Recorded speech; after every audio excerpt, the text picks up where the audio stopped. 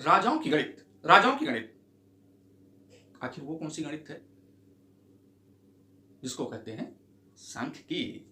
तो आइए हम आज आपको बताते हैं कि राजाओं की गणित आखिर जो आधुनिक में सांख्यिकी के नाम से फेमस है वो आखिर है क्या, उसका क्या रोल है, क्या उसका कार्य है, क्यों उसका उपयोग किया जाता है, इन सारी चीज़ों के बारे में हम चर्चा करते हैं और हम बताते हैं आपको कि आखिर ये स्टैटिस्टिक्स है क्या। स्टैटिस्टिक्स का जो यूज़ है वो आधुनिक समय में क्या है, वर्तमान में क्या है, हम आपको सीधे लाते हैं कि आधुनिक परिवेश में स्टैटिस्टिक्स का क्या यूज है, कैसे उसको अप्लाई करते हैं, क्या है उसका महत्व। आइए हम बिना देरी किए हुए शुरू करते हैं स्टैटिस्टिक्स और हम आपको बताते हैं कि आखिर ये क्या होता है। स्टैटिस्टिक्स का जो मेन बेस है वो है आपका डेटा। तो डाटा होता क्या है? डाटा एक न्यूमेरिक वैल्यू होती है जिसको क्या किया जाता है, कई सोर्सों से किसी स्पेसिफिक पर्पस के लिए उसको क्या किया जाता है, कलेक्ट करके एक पैटर्न पर उसको क्या किया जाता है, अरेंज किया जाता है और उस अरेंजमेंट को क्या हम बोलते हैं, डाटा बोलते हैं। जैसे आपका रिपोर्ट कार्ड होता है, उसमें आपने किस सब्जेक्ट में कितने नंबर पाए हैं उसकी जो एंट्री होती है वो क्या कहलाता है, आपका डाटा कहलाता है। आपका मैथमेटिक्स में कितने नंबर हैं, हिंदी में आपने कितने नंबर पाए हैं, तो उससे क्या होता है, उससे बच्चे का परफॉर्मेंस पता चलता है कि आखिर बच्चा किस सब्जेक्ट में कितने मार्क्स लाकर उसकी क्या उस सब्जेक्ट में क्या पोजीशन है। उसी तरीके से डाटा का यूज कहाँ कहाँ होता है, जैसे आपके यहाँ डेमोग्राफिक फीचर्स और आपके एजुकेशन में और आपके हेल्थ सेक्टर में गवर्नमेंट की जितनी भी पॉलिसियां होती हैं उन सबका जो बेस सोर्स है वो क्या है, डाटा है। तो डाटा के ऊपर डिस्कस ना करते हुए सीधे हम आपके टॉपिक के रिलेटेड जो आपके कोर्स में है उससे रिलेटेड हम आपके टॉपिक को शुरू करते हैं और वो है आपका measures of central tendency.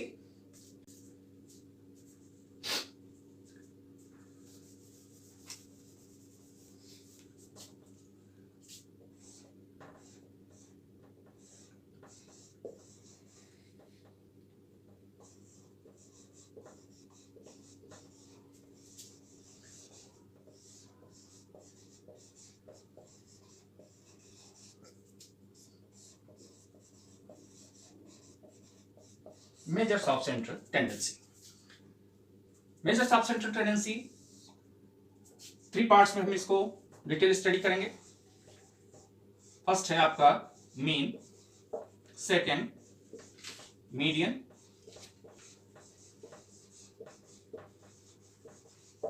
Third है आपका मोड।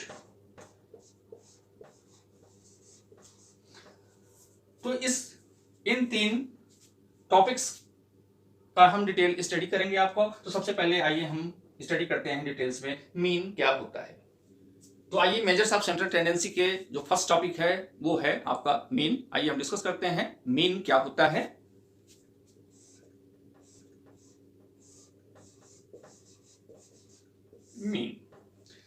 मीन इसको एवरेज भी कहते हैं। तो एवरेज या मीन होता क्या है, सपोज दैट आपकी कोई टर्म्स मानिए x1 x2 x3 dot dot xn है, ये आपको हमने n टर्म्स में लिख दिया है।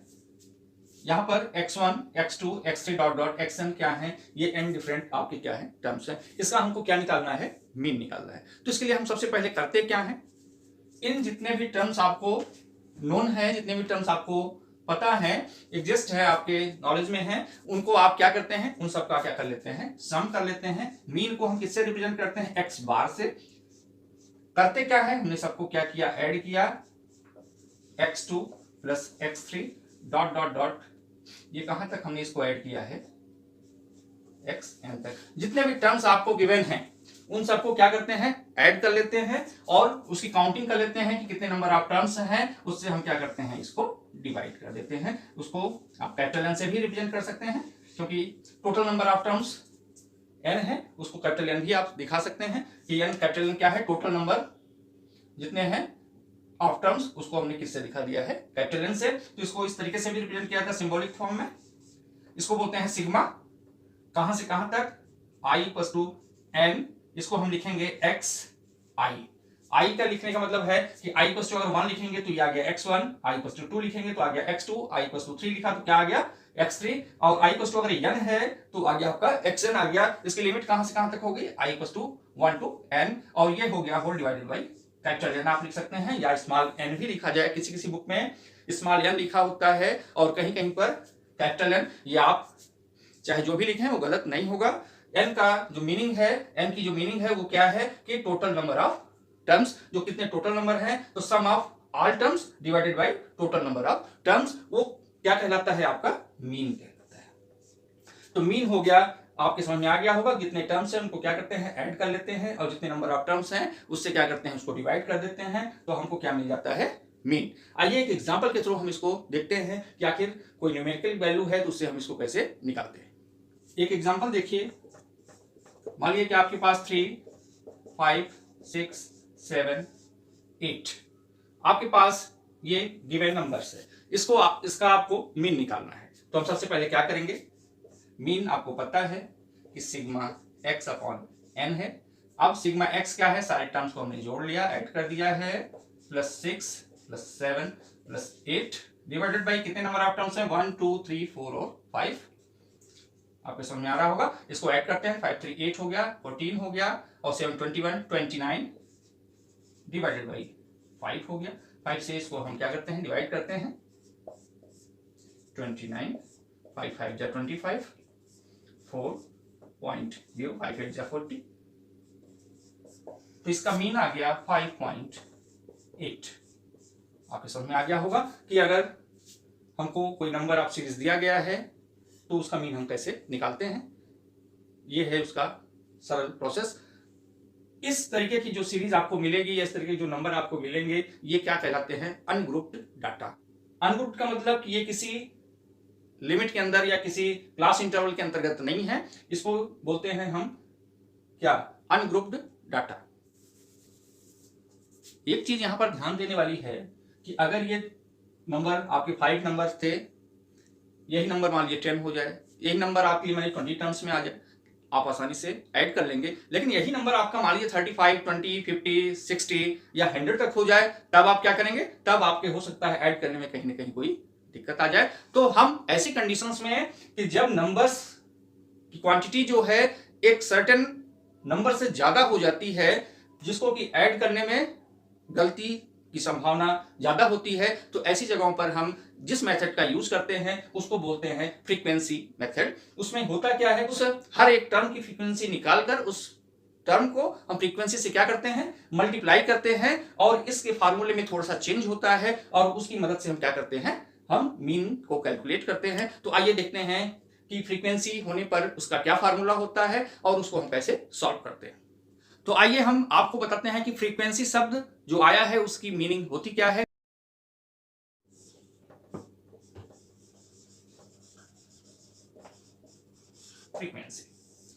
फ्रीक्वेंसी क्या होगा, रिपीटेड टर्म।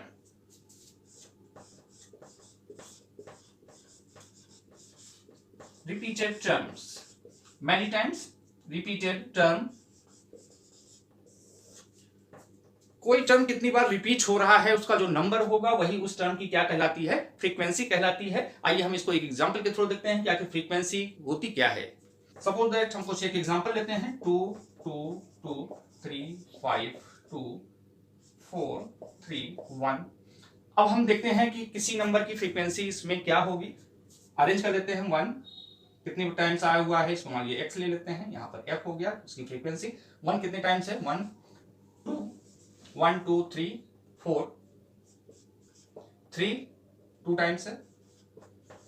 उसके बाद 4 आपका 1 5 1 टाइम्स। आप देख रहे होंगे कि 1 की जो फ्रीक्वेंसी है, 1 कितनी बार रिपीट हुआ है या कितनी बार उस सीरीज में आया हुआ है, 1 टाइम्स आया है तो उसकी फ्रीक्वेंसी क्या होगी, 1 होगी। 2 कितनी बार रिपीट है इसमें, 1 2 3 4, तो इसमें 2 की जो फ्रीक्वेंसी होगी कितनी बार रिपीट हुआ है, 4 टाइम्स रिपीट हुआ है, इसकी जो फ्रीक्वेंसी होगी वो कितनी हो जाएगी, 4 होगी। 3 कितनी बार रिपीट हुआ है, 2 टाइम्स, तो इस 2 की फ्रीक्वेंसी क्या होगी, सॉरी 3 की फ्रीक्वेंसी क्या होगी, 2 होगी। कितनी बार हुआ है, 1 2 बार रिपीट हुआ है, और 4 1 टाइम्स है तो 1 इसकी फ्रीक्वेंसी होगी, 5 की फ्रीक्वेंसी क्या होगी, 1 होगी। फ्रीक्वेंसी अगर हम सम करते हैं सिग्मा एफ कितना आता है 1 5 2 7 8 9। अब क्या काउंट करते हैं क्या ये कितने 1 2 3 4 5 6 7 8 9। आप क्या देख रहे हैं कि टोटल नंबर ऑफ टर्म्स कितने हैं 9 है, और जो फ्रीक्वेंसी का सम आ रहा है वो किसके इक्वल आ रहा है, वो भी आ रहा है आपके टोटल नंबर ऑफ टर्म्स के। तो इससे क्या क्लियर हो रहा है कि जो सम ऑफ फ्रीक्वेंसी है वो किसके इक्वल होती है, टोटल नंबर ऑफ टर्म्स के। तो आइए हम देखते हैं कि इस फ्रीक्वेंसी का फार्मूला मीन में कैसे अप्लाई होता है। आइए देखते हैं कि फ्रीक्वेंसी का फार्मूला मीन में कैसे अप्लाई होता है। X bar equals to sigma F X divided by sigma F. वहां पर क्या था, इसको I equals to 1 to n के रूप में भी लिख सकते हैं, या 5 हो जाएगा तो एक्स आई हो जाएगा, या सिग्मा एफ हो गया है। अब यहां पर आप देखिए कि आई इक्वल्स टू अगर 1 रखते हैं और एक्स इक्वल्स टू, तो ये फर्स्ट टर्म आ गया। इसी तरीके से अगर n तक रखते हैं तो आपका nth टर्म आ गया। उनकी फ्रीक्वेंसी को हम मल्टीप्लाई टर्म से करके उसको ऐड कर लेते हैं, तो उसका जो सम आएगा उसको नंबर ऑफ फ्रीक्वेंसी जो आपकी आई हुई है उससे हम उसके सम से क्या करते हैं, डिवाइड कर देते हैं, तो हमको क्या मिल जाता है, मीन। आपके समझ में आ गया होगा कि मीन को हम फ्रीक्वेंसी के फार्मूले से कैसे निकालते हैं। एक एग्जांपल के थ्रू हम देखते हैं कि मीन हम कैसे कैलकुलेट करते हैं जब फ्रीक्वेंसी गिवन हो। आइए अब हम एक एग्जांपल के थ्रू आपको ये समझाते हैं कि फ्रीक्वेंसी के फार्मूले से हम मीन कैसे कैलकुलेट करते हैं। एक एग्जांपल है कि मार्क्स ऑब्टेन्ड आपके 10 20 30 40 50 है एक क्लास में। नंबर ऑफ स्टूडेंट कितने हैं 1 3 7 5 और 4। तो नंबर ऑफ जो स्टूडेंट्स हैं वो क्या कहलाएगी, फ्रीक्वेंसी आपकी क्या होगी, और जो मार्क ऑब्टेन्ड है वो आपका क्या आ जाएगा, टर्म होगा, जिसको हमने एक्स आई से रिप्रेजेंट किया है। और नंबर ऑफ स्टूडेंट्स जो कि फ्रीक्वेंसी को रिप्रेजेंट कर रहा है उसको किससे दिखाया गया, आपको शो किया गया है एफ आई से। अब हमारा फार्मूला क्या है, वो आता है क्या कि एफ आई को किससे मल्टीप्लाई किया गया है, टर्म से। अब हम इसको क्या करेंगे, दोनों को आपस में क्या करेंगे, मल्टीप्लाई करेंगे। तो ये कितना हो गया आपका 10, ये 60 2 1 0 200, और ये हो गया आपका, ये भी आपका हो गया 200। नीचे एक कॉलम और बनेगा।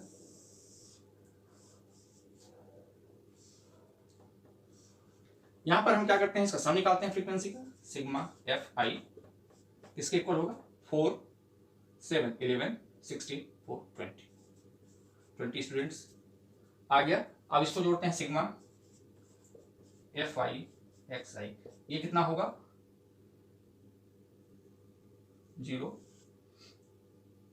7 8 2 2 4 2 6 6 8 0।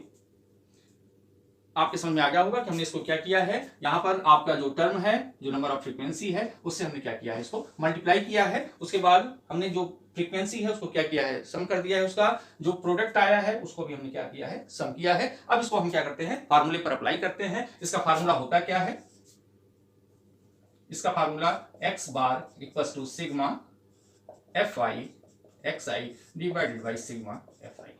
अब वैल्यू रखते हैं 6 8 0 डिवाइडेड बाई कितना हो गया 20। इसको कैलकुलेट करते हैं तो ये आ गया 3 2 3 ये आ गया 34। तो आपकी जो मीन है वो इसमें, इस क्वेश्चन में कितनी आई है, 34।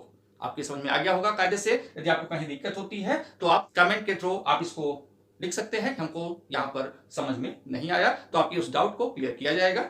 आपके ये समझ में आ गया होगा कि मीन हम फ्रीक्वेंसी से कैसे कैलकुलेट करते हैं। अब इसके नेक्स्ट मेथड को हम देखते हैं। वो नेक्स्ट मेथड क्या है, वो नेक्स्ट मेथड है एज्यूम्ड मीन मेथड। अब आइए हम देखते हैं अगला मेथड है assumed mean method. Assumed mean method में होता क्या है कि टर्म में हम किसी एक वैल्यू को क्या करते हैं, उसको एज्यूम कर लेते हैं। उसको किया क्यों जाता है, उसको किया जाता है कि किसी भी न्यूमेरिक वैल्यू को सॉर्ट करने के लिए हम एज्यूम कर लेते हैं कि उससे क्या करते हैं, स्टेप से उसका डिविएशन निकालते हैं। स्टेप से उसको क्या किया जाता है, जो हमने एज्यूम किया है हर स्टेप से उसको माइनस करते जाते हैं। तो हमको क्या होता है, उसकी जो क्वांटिटी होती है वो क्या होती है, एक लिमिट में आ जाती है, सॉर्ट हो जाती है। और उसके थ्रू हम क्या करते हैं, फ्रीक्वेंसी से मल्टीप्लाई करके हम उस एज्यूम्ड मीन के द्वारा हम क्या निकालते हैं, कैलकुलेट करते हैं मीन को। आइए देखते हैं एक एग्जांपल के थ्रू कि कैसे हम उसको निकालते हैं। तो उसके निकालने से पहले हम आपको बताते हैं कि फार्मूला कौन सा यूज होता है। ए एज्यूम्ड मीन है plus sigma F D, D क्या है, डेविएशन है, अपॉन सिग्मा एफ, डी क्या है आपका, डी आपका है एक्स, जो आपका टर्म है उससे आपने जो एज्यूम किया है उसको क्या करते हैं, माइनस कर देते हैं, तो आपका डी मिल जाता है। डी का मतलब होता है डिवीजन, किससे, जो टर्म है उससे जो आपने एज्यूम किया है उसको क्या करते हैं, माइनस कर देते हैं। तो आपको हर एक स्टेप पर डिवीजन मिल जाता है और उससे क्या करते हैं, फ्रीक्वेंसी से मल्टीप्लाई कर देते हैं और हमको इस फार्मूले से हम क्या निकाल लेते हैं, मीन। बड़ी बड़ी लार्ज संख्याओं को हम क्या करते हैं, डेविएशन मेथड से उसको आसानी से कैलकुलेट करते हैं। तो आइए देखते हैं कि एग्जांपल के थ्रू कि इस फार्मूले का एप्लीकेशन हम कैसे इसमें करते हैं। तो यहां पर जो इसके पहले हमने आपको एक क्वेश्चन सॉल्व कराया है उसी क्वेश्चन पर हम इस मेथड को अप्लाई करते हैं। आइए देखते हैं इसका रिजल्ट क्या आता है। क्वेश्चन आपका है मार्क्स ऑब्टेन्ड, सेम वही क्वेश्चन है। अब इसमें हम निकालते क्या है, डेविएशन डी क्या होगा। डी अभी हमने आपको बताया कि एज्यूम करने का मेथड क्या है। सपोज दैट आपको जो ये टर्म है इसमें आप किसी नंबर को, ध्यान से सुनिएगा इस बात को, बहुत इंपॉर्टेंट पॉइंट है कि जो आपके टर्म्स दिए गए हैं उसमें आप किसी भी नंबर को एज्यूम कर सकते हैं, बट जो आपके ट्रेंड में है कि मिड पॉइंट को ही ज्यादातर लोग क्या करते हैं, एज्यूम करते हैं। लेकिन आप किसी भी नंबर को एज्यूम करोगे, किसी भी नंबर को, तो आपकी जो वैल्यू है उसमें कोई चेंज नहीं होगा। तो हम एज्यूम कर लेते हैं कि a इक्वल टू कितना है, 30। a इक्वल टू एज्यूम हमने किया कितना है, 30। तो d क्या होगा आपका, xi माइनस a। अब आपका ये क्या है, 10 माइनस 30, 10 माइनस 30, ये हो गया आपका माइनस 20, साइन के साथ लिखेंगे। 20 माइनस 30, ध्यान से देखिएगा, माइनस 10 होगा। 30 माइनस 30 आपका 0 आ गया। 40 माइनस 30 ये आपका प्लस 10 हो गया। 50 माइनस 30 ये आपका क्या हो गया, प्लस 20 हो गया। अब एफ आई और डी का मल्टीप्लाई करेंगे इंटू डी, ये कितना हो जाएगा, माइनस 20, 3 माइनस 30, ये 0 हो जाएगा। 0 से मल्टीप्लाई करेंगे किसी नंबर को तो 0 ही आएगा। 5 ये हो गया, 50 हो गया आपका, ये हो गया आपका प्लस 80। अब पहले माइनस साइन और प्लस साइन को एक साथ लेते हैं, उसको ऐड करते हैं, टोटल क्या आएगा, सिग्मा एफ आई इंटू डी। ऐड करने का तरीका है, इसमें तो नंबर ऑफ टर्म्स कम है, आसानी से आप कर सकते हैं, लेकिन जहां ज्यादा होते हैं वहां पर आप पहले माइनस के जितने भी नंबर्स हैं उनको एक साथ लेते हैं, फिर प्लस को, फिर उसके बाद जो भी नंबर आता है उनको आपस में फिर सॉल्व करते हैं। यहाँ पर क्या हो गया, माइनस 20 माइनस 30 माइनस 50 हो गया, और ये प्लस 50 है, कैंसिल होकर क्या हो गया, 0 हो गया। ये कितना आ गया आपका, प्लस 80 आ गया। क्या आ गया, प्लस 80 आ गया। अब फार्मूले पर अप्लाई करते हैं कि आपका मीन क्या होगा। एक्स बार आपने ए कितना एज्यूम किया था, 30। ए सारी वैल्यू आप यहाँ पुट करिए। ए सिग्मा एफ आई, डी कितना है आपका, ये आ गया 80 आया है। आपका सिग्मा एफ कितना है, फाई का आप समेशन कितना है आपका, ये 20 है। 20 से आप 80 को डिवाइड करेंगे, कितना आएगा, 4 टाइम्स, तो आपका आ गया 30 प्लस 4 इक्वल टू इसका मीन क्या आ गया आपका 34। आपने देखा होगा इसके पहले वाले जो क्वेश्चन का सॉल्यूशन था उसमें भी मीन कितना आया हुआ था, 34। यहां भी आप देखते हैं कि एज्यूम्ड मीन मेथड से भी आपका जो सॉल्यूशन है उसका जो रिजल्ट मीन है वो कितना आया है, 34। तो आपके समझ में आ गया होगा। यदि आपको कहीं कोई दिक्कत लगती है, समझने में आपको कोई परेशानी होती है, तो आप कमेंट सेक्शन में जाकर आप उसमें कमेंट के थ्रू आप कोई भी आपको कंफ्यूजन हो तो उसको आप लिख सकते हैं कमेंट में, आपकी समस्याओं को तुरंत सॉल्व किया जाएगा। आपके समझ में ये आ गया होगा कि आप कैसे इसको निकालते हैं, कैसे आप कैलकुलेट करते हैं। अब मीन निकालने का नेक्स्ट मेथड क्या है, जिसको हम बोलते हैं स्टेप डेविएशन मेथड, जिसमें जो अभी आपने सॉल्व किया है क्वेश्चन, बस उसमें थोड़ा सा उसके फार्मूले में चेंज करके हम उसको आपको बड़ी आसान तरीके से हम उसको आपको इसी क्वेश्चन के माध्यम से उसको हम आपको समझा रहे हैं कि उसमें क्या चेंज होता है और उन दोनों में क्या डिफरेंस होता है। आपको करना क्या है, आपको ये जो डिवीजन है इसमें ध्यान से सुनिएगा बात को कि किस पॉइंट पे आपको ध्यान देना है। डेविएशन में आपको कॉमन पॉइंट को खोजना है। तो इसमें क्या दिख रहा है आपको, 20 10 10 20, इसमें कॉमन पॉइंट क्या है आपको दिख रहा होगा, वो है 10। 10 से हम इसको सबको क्या करते हैं, डिवाइड कर देते हैं और हम उसको मान लेते हैं कि वो किसके इक्वल है, h इक्वल टू हमने मान लिया है कि वो है 10। अब मानते हैं कि xi minus a divided by जो h है वो किसके इक्वल है, u के। जो कॉमन नंबर है ध्यान से देखिएगा, बहुत आसान है, जो कॉमन नंबर है उसको हमने डेविएशन से क्या किया है, डिवाइड कर दिया है और उसको हमने किसके इक्वल मान लिया है, u के इक्वल मान लिया है।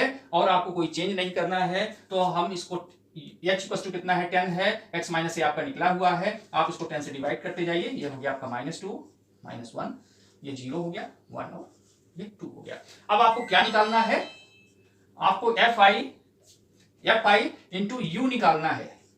अब आपको करना क्या है कि fi और u का मल्टीप्लीकेशन आपको निकालना है यहाँ पर, तो ये 1 एक हो गया, -2 हो गया आपका, -3, 7 से 0 मल्टीप्लाई होगा, ये 0 हो गया, 5 1 जब 5 हो गया आपका, और 4 से मल्टीप्लाई होगा, ये आपका 8 हो गया। इसका सिग्मा निकालते हैं, सिग्मा fi u ये कितना हो गया आपका, -2 -3 ये हो गया आपका, -5 +5 से 0 हो गया, ये आ गया आपका 8 आ गया। सिग्मा fi आपका 20 निकला हुआ है। इसमें फार्मूला हम कौन सा यूज करते हैं, फार्मूला होता है मीन का, ध्यान से देखिएगा, ये हो गया आपका a plus sigma fi u divided by sigma fi। अब करेंगे क्या, हमने h से इसको डिवाइड किया था, तो h से हम इसको क्या करना होगा, मल्टीप्लाई करना होगा इंटू h। ध्यान दीजिएगा, u निकला था तो x से डिवाइड किए थे, तो मेन फार्मूला जब निकालते हैं, ये तो कैलकुलेशन को इजी बनाने के लिए किया गया था, लेकिन जब मेन रिजल्ट आपको लेना है तो वहां पर हमने डिवाइड किया था, तो वहां पर क्या करना होगा, मल्टीप्लाई भी करना होगा। तो इसलिए हमारा फार्मूला x में कन्वर्ट हो गया, यहाँ पर fu लिखा था, तो यहाँ पर हमें h से क्या करना होगा, मल्टीप्लाई भी करना होगा। अब फार्मूला क्या हो गया आपका, a plus sigma fu divided by sigma f into h। a क्या है, 30 है, प्लस FIU कितना आया है आपका 8, और सिग्मा FI है 20, और H कितना आया है आपका 10 हो गया। इसको सॉल्व करते हैं, 0 से 0 कैंसिल हो गया, 2 4 जा 8, 30 प्लस 4 इक्वल्स टू कितना आ गया, 34। तो मीन कितना आ गया आपका, 34 आ गया। आपने देखा कि 3 मेथड से आपको इस क्वेश्चन सॉल्व कराया गया, सब में एक ही रिजल्ट आया है 34। तो आपको सारे मेथड समझ में आ गए होंगे। सबसे पहले अनग्रुप डाटा मेथड निकाला गया, फिर उसके बाद आपको क्या बताया गया, फ्रीक्वेंसी मेथड, उसके बाद आपको बताया गया स्टेप, आपको डिवीजन से आपको एज्यूम्ड मेथड बताया गया, फिर ये स्टेप डिवीजन मेथड। अब एक आता है कि आपके क्वेश्चन में यदि क्लास इंटरवल दिया गया हो, क्लास इंटरवल का मतलब है, आइए हम आपको समझाते हैं कि क्लास इंटरवल क्या होता है। क्लास इंटरवल, इस क्वेश्चन में आपको अगर क्लास इंटरवल दिया गया होगा, क्लास इंटरवल का मतलब है जैसे कोई लिमिट दी गई है, सपोज दैट 10 to 20, 20 to 30। ये होता क्या है कि आपका जो रेंज है, इसको बोलते हैं, फर्स्ट जो नंबर है इसको बोलते हैं लोअर लिमिट, और जो नेक्स्ट आपका है उसको बोलते हैं अपर लिमिट। दोनों का जो डिफरेंस होता है उसको बोलते हैं width of the class interval या साइज ऑफ क्लास इंटरवल। इसको मैथमेटिक्स की भाषा में इसको रेंज भी कहा जाता है। तो रेंज का फार्मूला हो गया, रेंज इक्वल्स टू हो गया upper limit minus lower limit. तो हम इससे क्या करते हैं, width of class interval, size of class interval, range जो भी आप कहें वो आसानी से हम निकाल सकते हैं। मैक्सिमम जो अपर लिमिट होती है और लोअर लिमिट का जो डिफरेंस होता है उसको हम क्या बोलते हैं, रेंज। इसको क्लास विड्थ भी बोला जाता है, साइज ऑफ क्लास इंटरवल बोला जाता है। आपको जो वर्ड यूज करना है आप उसको यूज कर सकते हैं। इसमें करना क्या है, मीन निकालने में आपको क्लास इंटरवल दिया गया है, तो आपको क्वेश्चन में ज्यादा चेंज नहीं करना है। सबसे फर्स्ट कॉलम में आपको क्लास इंटरवल लिख लेना है, उसके बाद आपको इसका मिड पॉइंट निकालना है। मिड पॉइंट ही क्या हो जाएगा, आपका टर्म हो जाएगा, आपका एक्स हो जाएगा। मिड पॉइंट निकालेंगे कैसे, मिड पॉइंट का फार्मूला होता है upper limit plus lower limit divided by 2 कर देंगे, तो इसका मिड पॉइंट, जैसे यहां पर मिड पॉइंट क्या होगा इसका 20 प्लस 10 30, 30 बाई 2 ये हो गया 15। यहां पर 30 प्लस 20 कितना हो गया, 50 हो गया, 50 बाई 2 ये हो गया 25। तो इसके मिड पॉइंट्स क्या हो गए, 15 और 25। मिड पॉइंट का फार्मूला क्या हो गया, upper limit plus lower limit divided by 2। आपके समझ में आ गया होगा कि यदि क्लास इंटरवल के कोई क्वेश्चन आते हैं मीन में, तो आपने केवल एक चेंज करना है कि क्लास इंटरवल का मिड पॉइंट आपको निकाल लेना है। वही मिड पॉइंट क्या हो जाएगा, आपका x हो जाएगा। और सारे मेथड, सारे प्रोसेस आप किसी भी मेथड से आप उसको क्या करते हैं, कैलकुलेट करके मीन की वैल्यू को बड़ी ही आसानी से निकाल सकते हैं और उसको आप सॉल्व कर सकते हैं। चाहे जिस मेथड का आप यूज करें, आपको जो रिजल्ट है वो सेम ही आना है। यदि आपको ये वीडियो अच्छी लगी हो तो इसको ज़्यादा से ज़्यादा शेयर करें, और यदि आप चैनल पर नए हों तो इसको सब्सक्राइब करना ना भूलें। Thank you.